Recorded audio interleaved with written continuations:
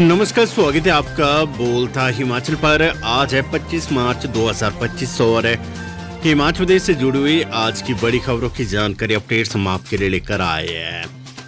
हमेशा की तरह आप इस वीडियो को लाइक कर दीजिएगा। चैनल पर नहीं जुड़े चैनल को आप सब्सक्राइब जरूर करें। पेश है आज की सबसे बड़ी खबरें। हिमाचल में फिर टली कैबिनेट मीटिंग पर मंजूर हुए 2 विधेयक, 2 बिल अभी भी लंबित है।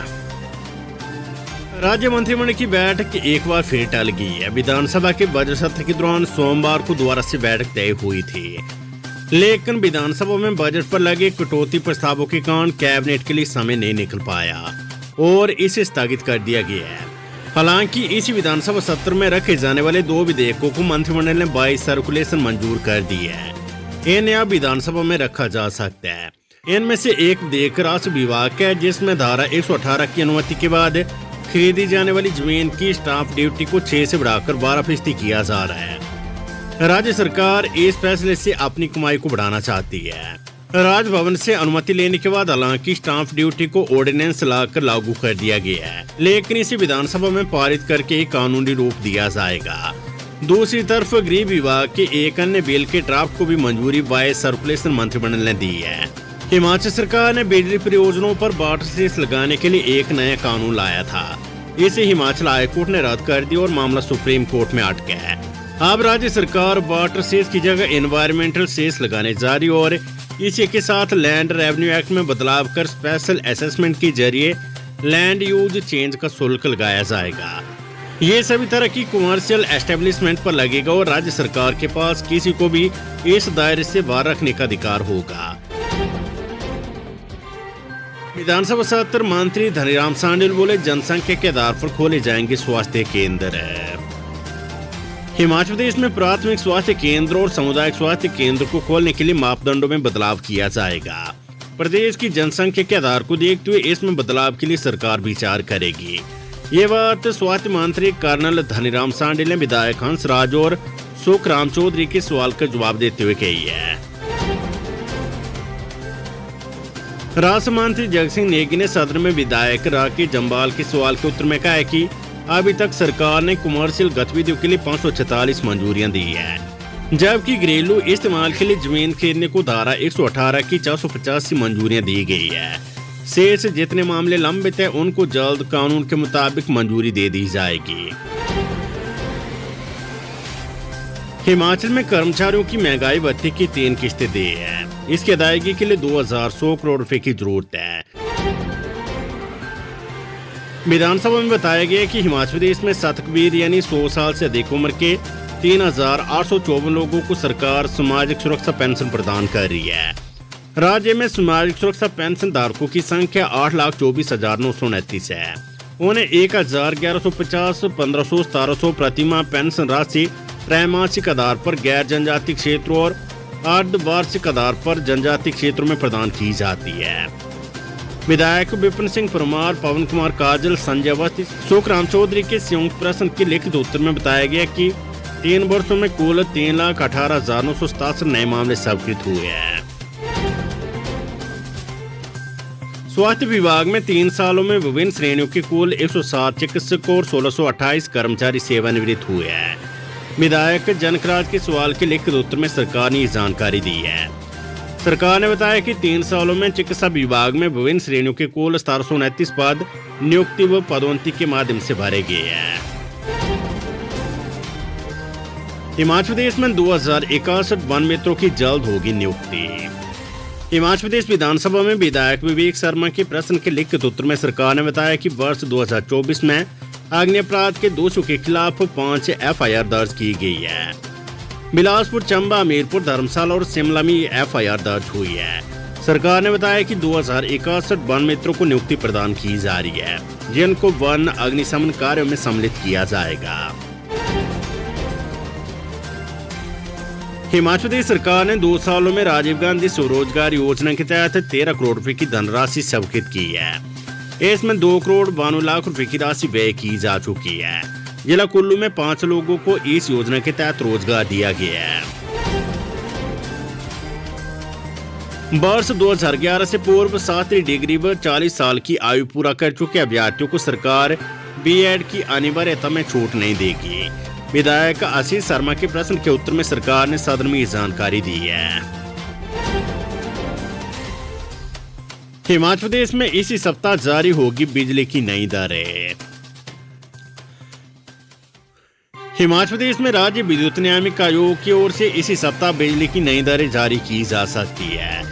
राज्य बिजली बोर्ड ने आयोग के समक्ष बिजली की दरों को लेकर याचिका दायर की थी। इस पर विभिन्न पक्षों की सुनवाई की थी। इसमें अधिकतर उद्योगपतियों ने बिजली की दरें न बढ़ाने की मांग की थी, लेकिन राज्य बिजली बोर्ड ने अपने सालाना खर्च को पूरा करने के लिए बिजली की दरों में बढ़ोतरी प्रस्तावित की है। दिसंबर में ही बिजली की दरों को बढ़ाने के लिए बिजली बोर्ड ने तैयारियां शुरू कर दी थी। मुख्यमंत्री सुखविंदर सिंह सुक्खू बोले, सारा योजना में होगा संशोधन, सभी पात्रों को मिलेगा लाभ। मुख्यमंत्री सुखविंदर सिंह सुक्खू ने कहा है कि सारा योजना बंद नहीं होगी, इसमें कुछ संशोधन कर कुछ और बीमारियां भी शामिल की जाएगी। एसडीएम और सीएमओ स्तर की एक कमेटी मामलों को वेरीफाई करेगी। हर उस व्यक्ति की मदद की जाएगी जो बिस्तर पर है या लाचार है। योजना के लिए राज्य सरकार ने 140 करोड़ रुपए जारी किए हैं। बैंकों के पास नहीं रहेगा सरकार का पैसा, अब ट्रेजरी में रखनी होगी धनराशि। हिमाचल प्रदेश सरकार का वो पैसा जो विभिन्न योजनाओं के तहत विभागों को दिया जाता है उसको बैंक में नहीं रखा जाएगा। वे पैसा ट्रेजरी में रहेगा और ट्रेजरी से उसे विड्रॉ किया जा सकेगा। जैसी जरूरत होगी उस हिसाब से पैसा जारी होता रहेगा। ये बात तो उप मुख्यमंत्री मुकेश अग्निहोत्री ने कही है। हिमाचल प्रदेश के सभी वाहनों में हाई सिक्योरिटी रजिस्ट्रेशन प्लेट अनिवार्य, ई डिटेक्शन सिस्टम होगा लागू। हिमाचल प्रदेश में अब निजी और कमर्शियल सभी प्रकार के वाहनों पर हाई सिक्योरिटी रजिस्ट्रेशन प्लेट लगी होना अनिवार्य होगा। हाई सिक्योरिटी नंबर प्लेट नहीं होने पर अब चालान काटा जाएगा। इसके लिए प्रदेश में ई डिटेक्शन सिस्टम लागू होने जा रहा है। इसके तहत पहली बार पकड़े जाने पर 3,000 और दूसरी बार पकड़े जाने पर 7,000 रुपए चालान होगा। हाई सिक्योरिटी नंबर प्लेट नहीं होने से वाहन से संबंधित कोई भी काम नहीं करवाया जा सकेगा। ये सिस्टम सीसीटीवी कैमरों और अन्य तकनीकी उपकरणों का उपयोग करके टोल प्लाजा पर गुजरने वाली हर गाड़ी के दस्तावेजों की जांच करता है। जिला मुख्यालय हमीरपुर के सरकारी स्कूल में नकल के मामले में अधीक्षक और उपाधीक्षक को ड्यूटी से हटा दिया गया है।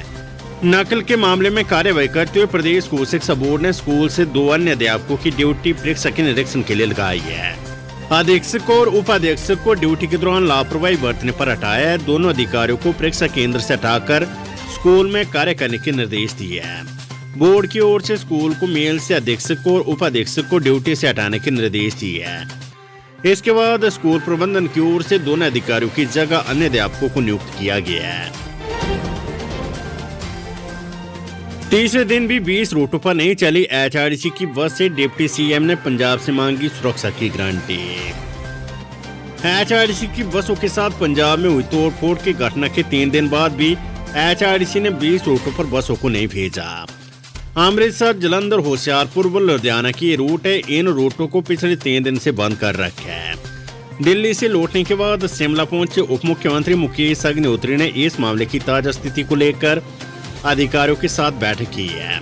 विधानसभा में उन्होंने अतिरिक्त मुख्य सचिव परिवहन आरडी नजीम व एचआरटीसी के प्रबंध निदेशक डॉक्टर निपुल जिंदल के साथ बैठक कर उनसे पूरी घटना का अपडेट लिया। वहीं निगम के अधिकारियों ने इसको लेकर पंजाब पुलिस विभाग के अधिकारियों के साथ फोन पर बात की है। सूत्रों के मुताबिक अभी तक इस मामले के आरोपी पकड़े नहीं गए हैं। एचआरटीसी के अधिकारियों को बताया गया कि अमृतसर पुलिस ने आरोपियों की पहचान कर ली है। जल्द ही इन्हें गिरफ्तार कर लिया जाएगा, लेकिन निगम प्रबंधन ने निर्णय लिया कि फिलहाल 20 रूटों को बंद ही रखा जाएगा। हिमाचल प्रदेश के स्कूलों को स्काउट एंड गाइड इकाइयों के वार्षिक पंजीकरण के निर्देश है। शिक्षा विभाग ने स्कूलों को स्काउट एंड गाइड इकाई के वार्षिक पंजीकरण के निर्देश जारी किए हैं। शिक्षा निदेशक की ओर से ये निर्देश जारी किए गए हैं। इसी कड़ी में जिला शिमला ने भी सभी सरकारी व निजी स्कूलों को स्काउट एंड गाइड इकाई के वार्षिक पंजीकरण के निर्देश दिए हैं। पंचायती राज चुनावों के लिए अलग से बनेगी मतदाता सूची, वोटर्स को किया जाएगा जागरूक। हिमाचल प्रदेश में इस साल के अंत में होने वाले पंचायती राज चुनाव के लिए वोटर लिस्ट अलग से बनेगी। लोकसभा और विधानसभा चुनावों के लिए प्रयोग हुई मतदाता सूचियों से मतदान नहीं होगा। नई बनने वाली वोटर लिस्ट को लेकर मतदाताओं को जागरूक किया जाएगा। इसके लिए पंचायत स्तर पर शिविरों का आयोजन किया जाएगा, जहां पर नए मतदाताओं को जोड़ने के साथ पहले से जुड़े मतदाताओं का भी वेरिफिकेशन होगा। इस चुनाव के लिए जिला प्रशासन और पंचायती राज विभाग ने तैयारियां शुरू कर दी है। हिमाचल प्रदेश में 6,32,000 युवा बेरोजगार, रोजगार कार्यालयों में पंजीकरण के आंकड़ों से हुआ खुलासा। हिमाचल प्रदेश में बेरोजगार युवाओं की संख्या लगातार बढ़ रही है। हालांकि सरकार पहले ये साफ कर चुकी है कि सरकारी क्षेत्र में इतना बड़ा रोजगार का अवसर नहीं है, इसलिए युवाओं को निजी क्षेत्र की तरफ बढ़ाने के लिए प्रयास किए जा रहे हैं। अब तक रोजगार कार्यालयों में हुए पंजीकरण की स्थिति देखें तो 6,32,505 युवाओं का पंजीकरण सभी जिलों से हो चुका है। इनमें 3,34,511 पुरुष व 2,97,994 महिलाएं हैं।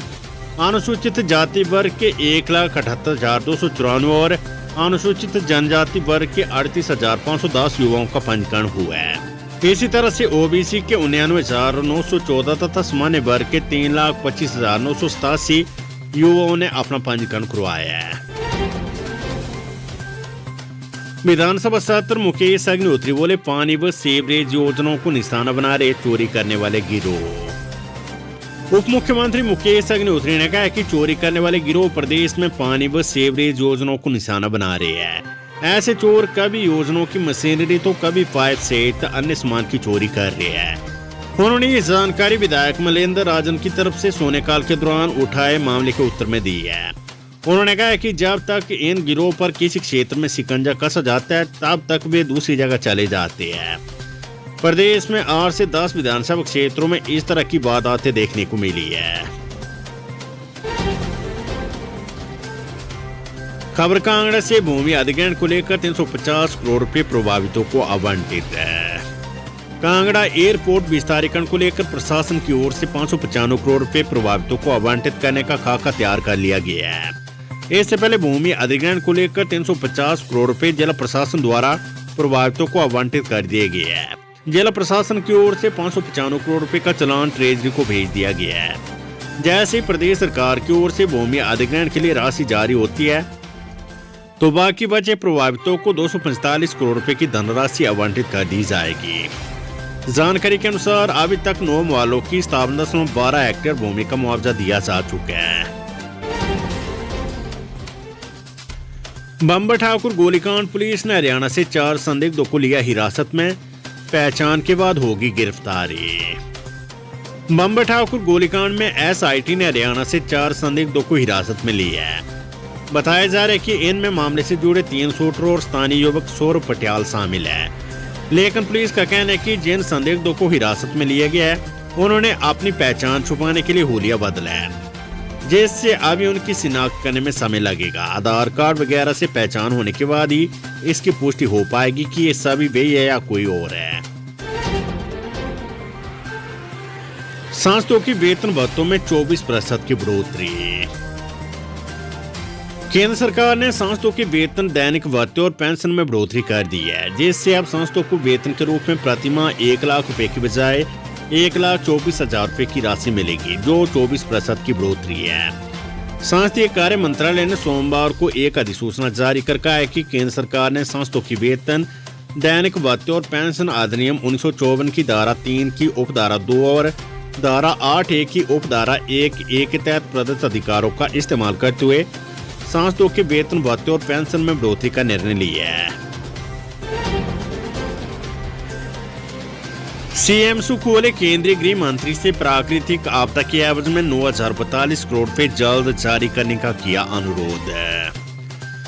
मुख्यमंत्री सुखविंदर सिंह सुक्खू ने सोमवार को पत्रकारों से अनौपचारिक बातचीत में कहा है कि उन्होंने हाल ही में अपने नई दिल्ली प्रवास के दौरान केंद्रीय गृह मंत्री अमित शाह से भेंट कर कई महत्वपूर्ण मुद्दों पर चर्चा की है। उन्होंने गृह मंत्री से वर्ष 2023-24 में प्राकृतिक आपदा की एवज में 9,042 करोड़ रुपए की पोस्ट डिजास्टर नीड असेसमेंट को शीघ्र जारी करने का अनुरोध किया है। मुख्यमंत्री ने कहा है कि गृह मंत्री ने उन्हें आश्वासन दिया कि वे जल्द ही इस बारे में कार्यवाही करेंगे। Weather update. हिमाचल में फिर सक्रिय होगा पश्चिमी विक्षोभ, 7 जिलों में येलो अलर्ट है। हिमाचल प्रदेश में एक बार फिर से पश्चिमी विक्षोभ सक्रिय हो रहा है। 26 व 27 मार्च के लिए मौसम विज्ञान केंद्र ने येलो अलर्ट जारी किया है। 26 मार्च को लाहौल स्पीति, कांगड़ा, चंबा, किन्नौर और कुल्लू में बारिश बर्फबारी होने का येलो अलर्ट जारी हुआ है। 27 को लाहौल स्पीति, कांगड़ा, कुल्लू, चंबा और मंडी के साथ किन्नौर व जिला शिमला में एक दो स्थानों पर बारिश बर्फबारी होने का पूर्वानुमान लगाया गया है। मौसम विभाग के अनुसार 29 व 30 मार्च को मौसम साफ रहेगा। सोमवार को तेज धूप खिलने से अधिकतम तापमान में बढ़ोतरी आंकी गई है।